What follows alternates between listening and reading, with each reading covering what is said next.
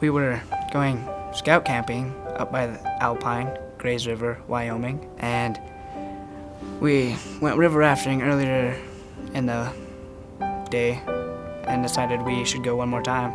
At first I decided I wasn't going to go, and I had my mind pretty set on that.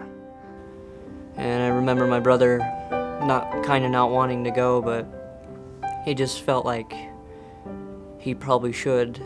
So I decided to go, and we floated for about 2.5 hours, and it started to get dark, and we came around this bend, and what had happened is there was a beaver dam in this tree that had fallen down, and it had made a current really strong, and it was right around the corner, so you couldn't see what was coming. We were going around, and the current started speeding up a little bit, and we saw the others.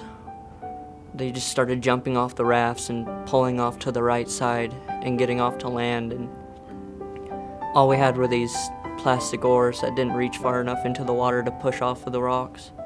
They couldn't make it across the river in time, and they were sucked into this spot where this dam had been created. And it was sucking under, and Dalton got the worst of it. I'm just being sucked under, and the boat's wrapped around my legs, and I'm right up to my neck in the water, being sucked under. Sort of a scary situation. Troy swam across the river first to go and get on the log to help pull the boys up.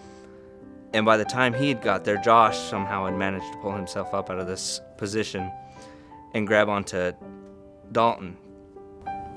I don't know where the strength came from, but I came out and I got behind the log and I pinned my knees on the back side of the log and grabbed onto the life jacket of Dalton.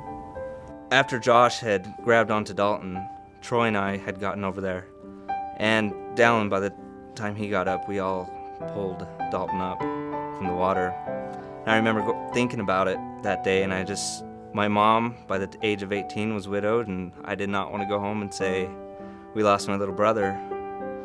You know, I remember that was probably the most fear I've ever felt for my brother's life and the boys that were in that situation. And I'm very thankful that we're all here today. We all lived in the same town, we all knew each other, but I think after the incident we all kind of bonded in a way. We know what happened was a bad thing, and that if some of us didn't go, a few of us wouldn't have made it back to camp.